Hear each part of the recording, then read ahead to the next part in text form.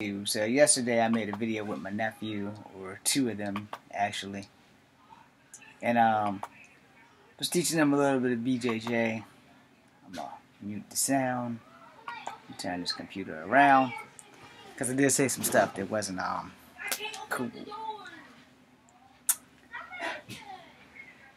Okay, Instagrammers, I'm not gonna be in here long because I gotta get ready to go to work. So I'm doing a comfort habit number 2, and I'm going to show you guys the same thing I'm going to show them. This video of my nephew and I doing some horrible ass BJJ. So you guys should probably enjoy this.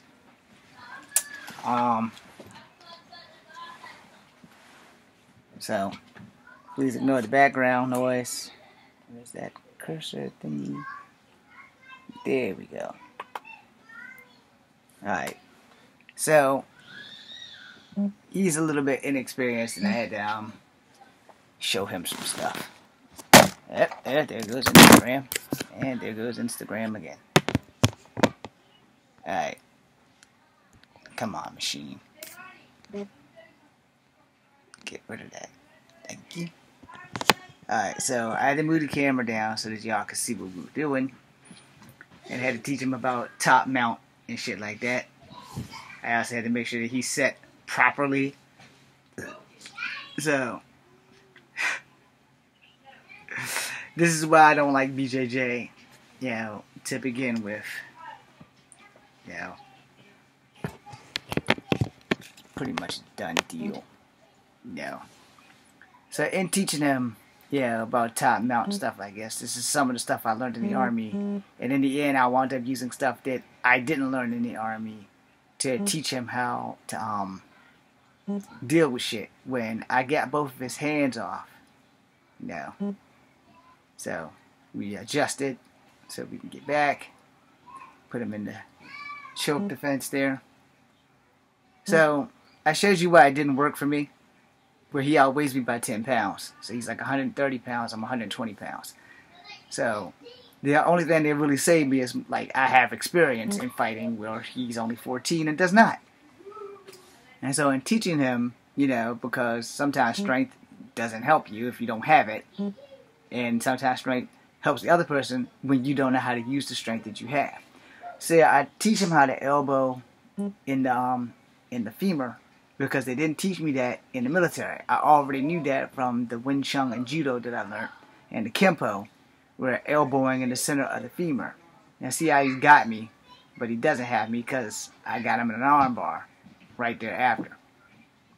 Then when we do it again, you'll see how I whip both of his hands to one side, and I could have elbowed him in the crotch. So my legs didn't work that way. You guys can go check the full video out. But I want to show you guys why I don't like BJJ.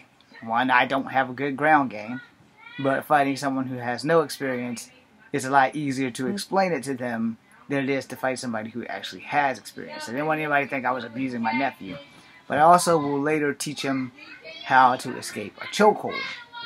And see, when I had both his hands that way, I had an elbow at his crotch, which was ready and available to be struck, because he wasn't paying attention to what I had been teaching him about protecting.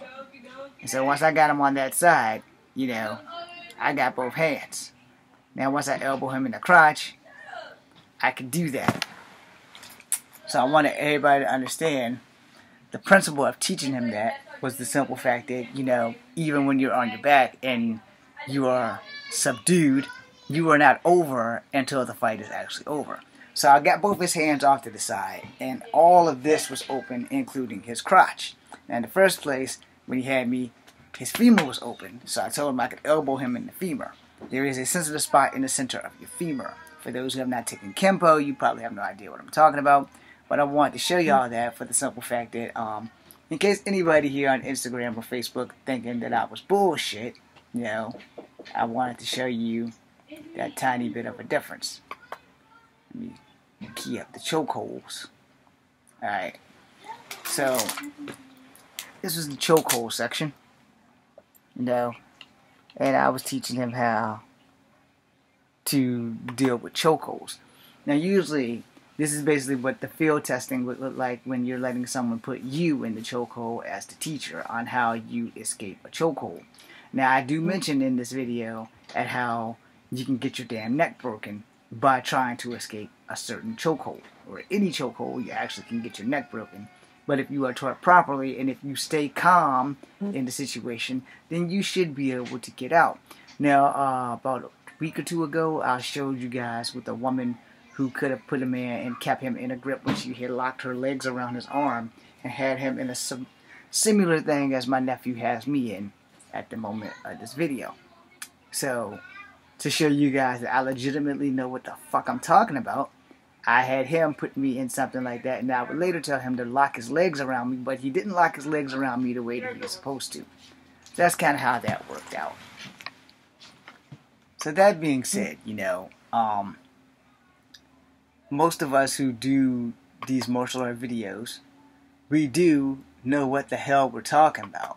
And you guys can feel free to go check out that whole video on Kung Fu Havoc #2. I gotta feel free to carry my black ass to work. So I need to put everything to sleep, including the video that you guys are watching right now on YouTube and Instagram. So I will try to bring more martial art videos to the surface, provided I can find someone who's willing to be the punching bag, or willing to be the test dummy, or willing to be an assistant. You know, either way you put it, something's bound to be shown. So that would be said. Thanks for watching. For Kung Fu Havoc #2, BCNU, and for Instagram, thanks for watching. And you guys